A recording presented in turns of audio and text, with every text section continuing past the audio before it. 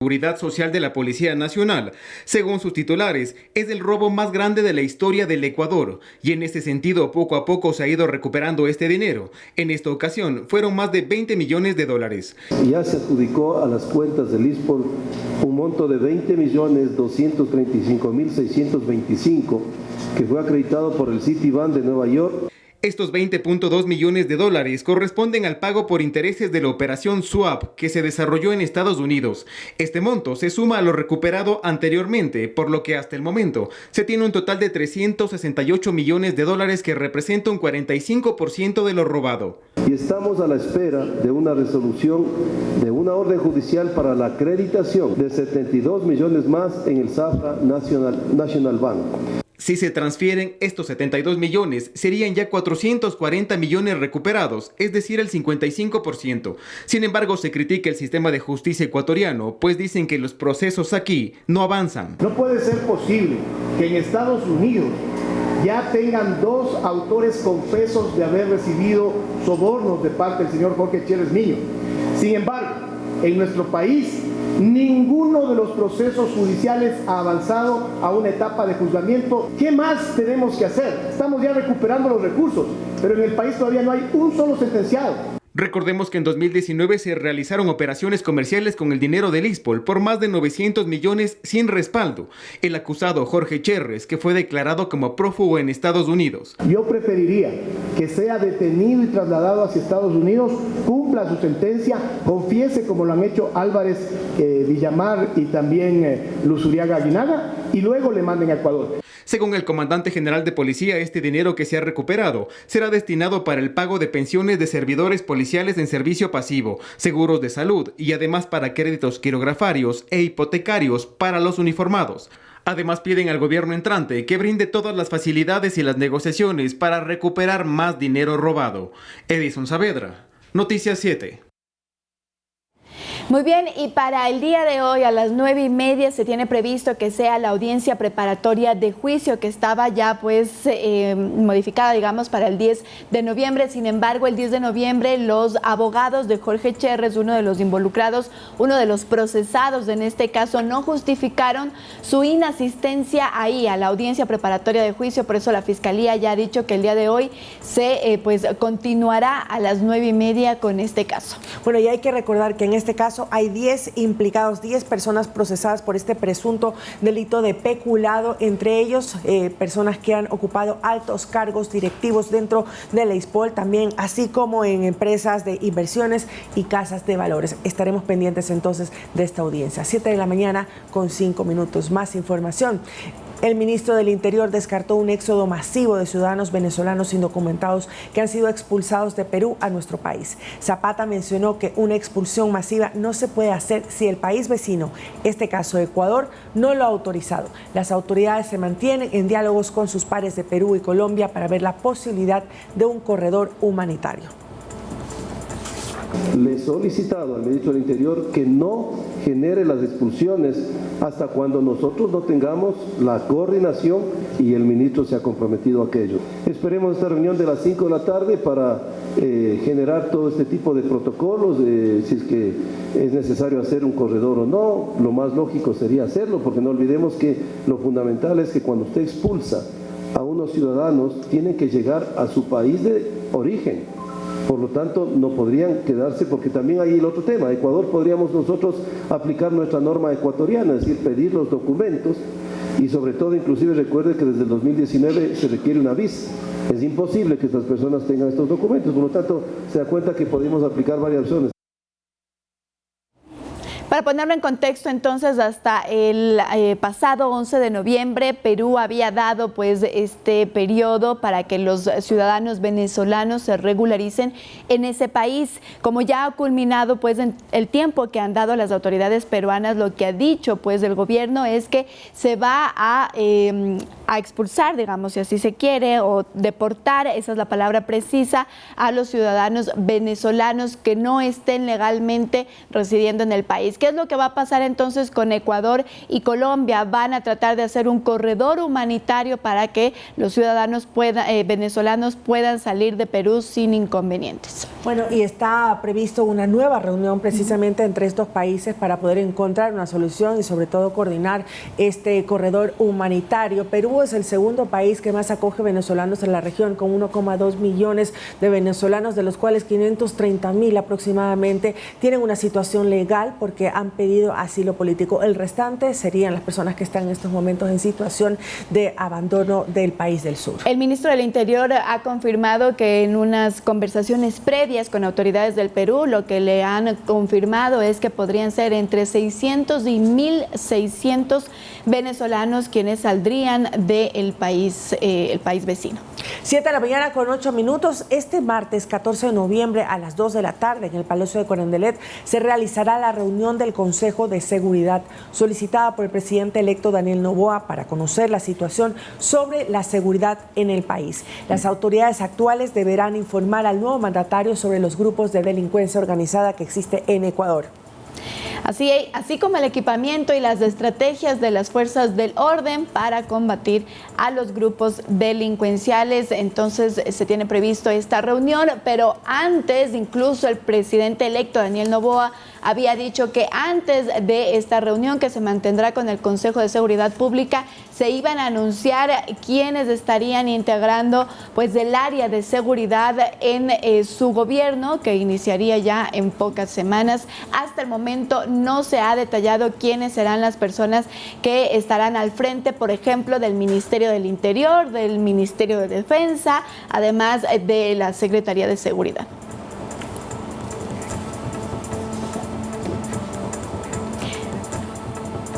Es decir, cómo está operando el crimen organizado, cuáles son nuestras principales amenazas, cuáles son los GDOs, la relación que tienen entre el territorio, las cárceles, intra y extramuros, eso es la parte operativa. Y la segunda fase es la parte logística, es decir, qué es lo que se ha adquirido, qué es lo que está en proceso y cuáles son las prioridades que debe tener el gobierno entrante. Y el tercero, no menos fundamental, el tema normativo. El país enfrenta crimen organizado con sus peores expresiones en temas de nivel de violencia y lo estamos haciendo con leyes cuando teníamos solamente delincuencia común. No hemos tenido nosotros, obviamente, el acercamiento con el nuevo ministro del Interior. Espero que mañana se lo tenga. Sin embargo, como le vuelvo a decir, estamos listos en una transición ordenada y responsable como habíamos definido.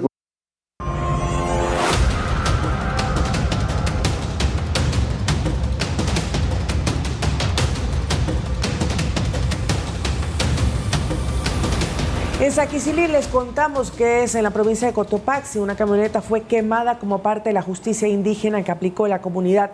Además, a 4 personas fueron acusadas de robar, fueron purificadas con ortiga. Más detalles en la siguiente nota.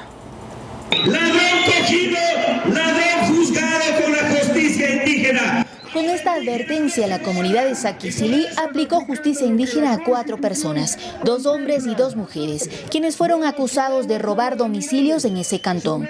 Su último acto ilícito fue el pasado viernes, así lo comenta Pauqui Castro, miembro de la organización Hatarishun. Ellos mismos están reconociendo y admitiendo que delinquían. Ya ellos decían de sus propias bocas que ya es 9, 10 casas que pasan robando aquí en Saquicilí.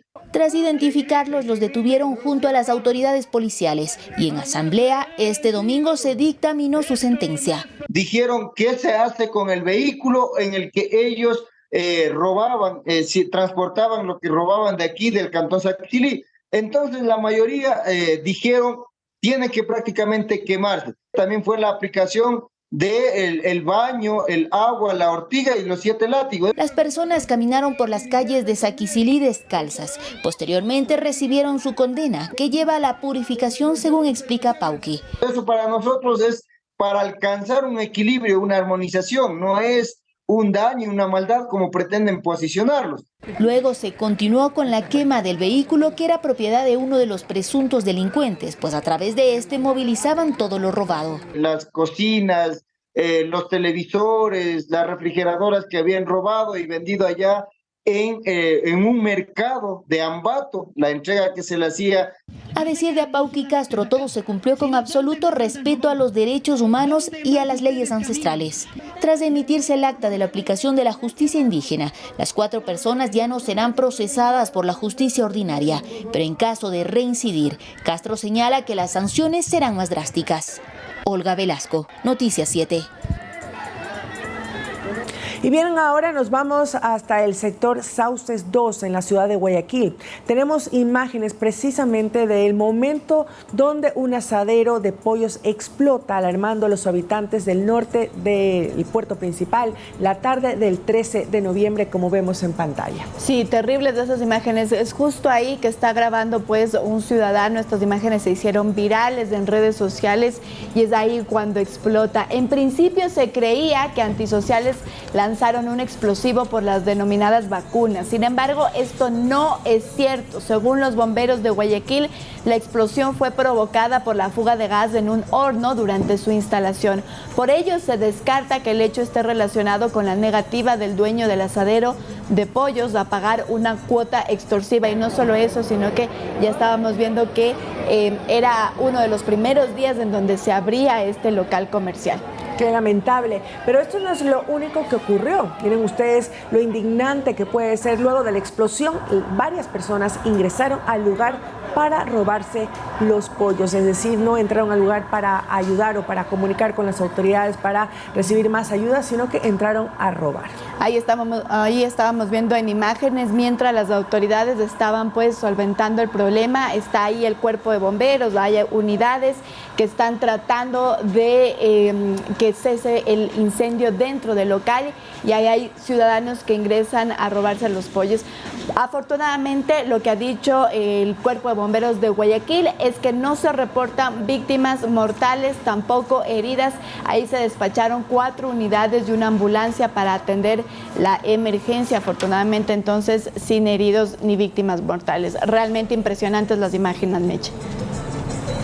Pudo haber sido mayor la desgracia, pudo haber sido mayor esta explosión. Vamos con más información. Y colectivos sociales entregaron al consejero de participación, Juan Esteban Guarderas, documentación que sustentaría que la designación del presidente del Consejo de la Judicatura, Wilman Terán, no se realizó a través de una comisión ciudadana que revise el proceso, tal como lo señala el artículo 55 de la Ley de Participación Ciudadana. Afirman que únicamente se designó a Terán a través de una terna que fue enviada por la Corte Nacional de Justicia. Escuchemos un poco de lo que han dicho. La terna de donde sale el señor Wilman Terán no vino del presidente, vino de la Corte Nacional. Por lo tanto, tenía que haber una comisión ciudadana de calificación. No la hubo. Entonces, desde mi punto de vista, es que hay una nulidad insubsanable en la designación de Wilman Terán, porque no se podía a dedo decir que él tenía que ser elegido si no había una comisión ciudadana de calificación. ¿Pondrá esto en materia en el pleno del Consejo de Participación Ciudadana esta semana? Por supuesto, esta semana. Ahora, yo acabo de recibir una documentación de ciudadanos valientes que luchan por su país y mi rol es esto procesarlo dentro del Consejo de Participación Ciudadana y Control Social. Bien, vamos con otros temas. El sector de la construcción ve con buenos ojos la propuesta sobre la reducción del IVA del 12 al 5% para materiales de la construcción.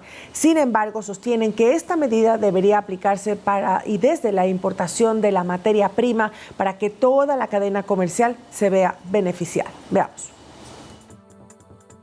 Para que usted pueda habitar una casa o un departamento, decenas de personas estuvieron involucradas en el proceso. Desde quien vende la materia prima, el señor de la ferretería o distribuidora, el albañil, jefe de obra, el arquitecto, el vendedor del inmueble y finalmente el consumidor, lo que genera alrededor de 485,000 empleos directos, sumado a los empleos indirectos.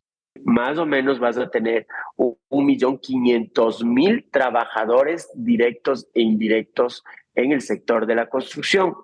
Esto nos da que aproximadamente 5 millones de personas en el Ecuador dependen directamente de la construcción. Todo este sector se vería beneficiado con las reformas tributarias que plantea el presidente electo Daniel Noboa, pues según se conoce, se propone bajar el IVA del 12 al 5% para materiales de la construcción. El presidente electo se ha dado cuenta de la importancia del sector de la construcción, para la dinamización de la economía y es algo que nos complace muchísimo. Y nosotros lo vemos con muy buenos ojos.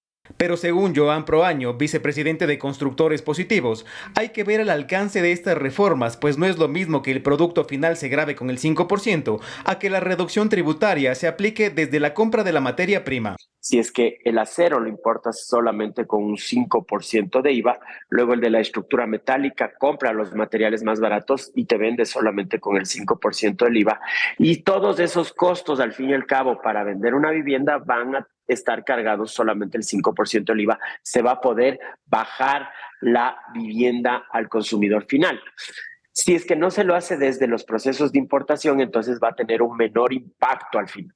El objetivo de la reforma, según el nuevo mandatario, es que se pueda contratar mano de obra nacional.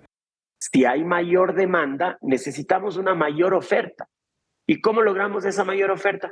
Logramos con la contratación de mano de obra, y toda la mano de obra que nosotros utilizamos en el Ecuador es mano de obra nacional. Obviamente se va a fomentar el empleo.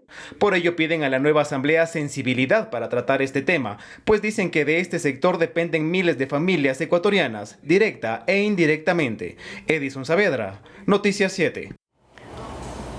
Esto no es solo a través, por ejemplo, de un decreto, sino que tendría que llegar hasta la Asamblea Nacional un proyecto de ley de reformas tributarias enviado, si así se quiere, por la bancada ADN, que es la bancada oficialista, o por el Ejecutivo. Lo que debería entonces pasar es que se analice dentro de la Asamblea Nacional si es que esto podría pasar o no. Lo que ha dicho Daniel Noboa desde su campaña, esta es una propuesta de campaña, es que así se incrementaría o así se reactivaría este sector económico del país, la construcción, porque no solo tendría que ver, por ejemplo, con construcción de inmuebles, sino también con construcción de carreteras en el país. Así que vamos a ver qué es lo que sucede y cómo se podrían llegar y lograr acuerdos dentro de la Asamblea Nacional para poder aprobar esta reforma en caso de que Daniel Noboa, el presidente electo, enviara a la Asamblea Nacional.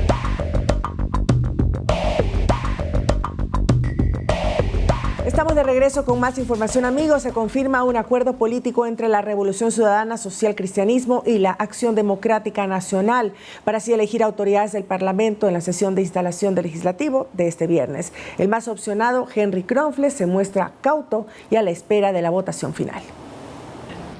En el ajedrez político de la Asamblea, las fichas están ubicadas para un primer movimiento que estratégicamente apunta a lograr que el social cristiano Henry Kronfle sea el presidente de la función legislativa. Los responsables de ello, los votos del correísmo, de los socialcristianos y del bloque oficialista Acción Democrática Nacional. Sin embargo, por supuesto que necesitamos un acuerdo nacional en la Asamblea multipartidista en donde cada uno de los movimientos tenga representación. Henry Kronfle sabe de este apoyo, pero no canta victoria antes de hora. Pueden ser que grupos políticos voten por una autoridad, otros no, y en otros casos, durante las votaciones, otros grupos políticos voten y esos que votaron antes no voten. Como parte de este acuerdo, el correísmo, al no tener la presidencia, busca otras prioridades. Estaríamos buscando la primera vicepresidencia y la primera vocalía. Legisladores de minoría esperan sumar voluntades para conformar una bancada que haga contrapeso a la mayoría. Pero más allá de una bancada, ecuatorianos, lo que interesa es que fiscalicemos. Los movimientos Construye y Gente Buena, después de varias discrepancias, formalizaron este lunes un divorcio amigable. Nosotros no vamos a respaldar nada que no sea transparente. Más allá de estas negociaciones políticas, ¿en qué estado queda el planteamiento inicial de un eventual juicio político a la fiscal Diana Salazar? Eso eventualmente se discutirá una vez que ya estemos en la Asamblea Nacional. No juicio a la fiscal. Que el pueblo ecuatoriano le otorgue el voto a un asambleísta para que vaya a ejercer impunidad en el Congreso no tiene presentación. Este viernes se verá si en la Asamblea se decreta el primer jaque mate, con Kronfle en la presidencia y legisladores del correísmo y de Acción Democrática Nacional en puestos claves en el Consejo de Administración Legislativa. Javier Ceballos, Noticias 7. Habrá que ver qué es lo que ocurre el día viernes cuando ya hayan los votos. Recordemos que en el 2021, cuando se elegía a la presidenta, en ese entonces Guadalupe Llori, del Legislativo, en principio se mocionaron algunos otros nombres. Por ejemplo, Henry Kronfle también estaba dentro de esa nominación. Sin embargo, Guadalupe Llori ganó por una mayoría que se convirtió entre el oficialismo, Pachacuti, que en ese entonces tenía 27 curules, y también la Izquierda Democrática, que tenía 18 curules. Con eso se conformó una nueva mayoría. Habrá que ver antes, o digamos, el día viernes, tras estas conversaciones que ya se han hecho públicas desde el Partido Social Cristiano, ADN y el correísmo, para saber si es que realmente y finalmente Henry Kronfle va a la cabeza del Legislativo. Pero con esta alianza ya tendrían más de 70 votos para obtener la presidencia de la Asamblea. Y recordemos también que estas mayorías como ADN le correspondería o irían también por una vicepresidencia de la Asamblea. Estamos expectantes y nosotros transmitiremos esta ceremonia el día viernes, esta posesión de la Asamblea Nacional. 7 de la mañana con 25 minutos. Tenemos información para ustedes también. Y si en las anteriores elecciones tuvo inconvenientes para cambiar su dirección domiciliaria y sufragar lo más cercano a donde usted vive, a continuación le presentamos la forma de hacerlo de manera virtual. Ponga atención. De manera presencial o virtual y a través de un trámite gratuito, realiza en todas las delegaciones provinciales a escala nacional el cambio de dirección domiciliaria para las siguientes elecciones. Para hacerlo online, ingrese a www.cne.gov.es/servicios en línea. Dé clic en cambio de domicilio electoral. Luego cree una cuenta, usuario, cédula y clave. Una vez que esté en su sesión, necesitará formulario de cambio de domicilio electoral firmado, el cual se encuentra en el mismo sitio, cédula de identidad escaneada o pasaporte escaneado, fotografía del rostro del ciudadano, quien sostiene su cédula de identidad, planilla de servicios básicos u otros documentos en los cuales se identifique la dirección del domicilio civil. En el caso de Galápagos, se incluirá el carnet de residencia temporal o permanente. Luego dele clic en generar solicitud y finalmente escoja la dirección de su nuevo domicilio. El trámite de manera presencial se lo realiza en las 24 delegaciones provinciales del país, con su cédula de identidad y una planilla de servicios básicos. Muy bien, y usted se preguntará, ¿por qué ahora nos hacen cambiar de domicilio para las votaciones? Esto es por dos cosas. Una posible consulta popular que podría haber en el 2024. Usted entonces ya podría estar cambiando su domicilio en este momento, pero también para las elecciones del 2025, que aproximadamente serán en febrero del 2025. No deje pasar el tiempo. Hay muchas personas que un mes antes de las elecciones de aquí nos han preguntado cómo cambio mi domicilio. Un mes antes no se puede cambiar el domicilio, así que hágalo con tiempo. Ya está listo el padrón electoral y eso ya no se puede cambiar. Hay que organizarse entonces para lo que viene 2024 y por supuesto 2025. Nos vamos a una pausa y regresamos con más información para todos ustedes. No se vayan.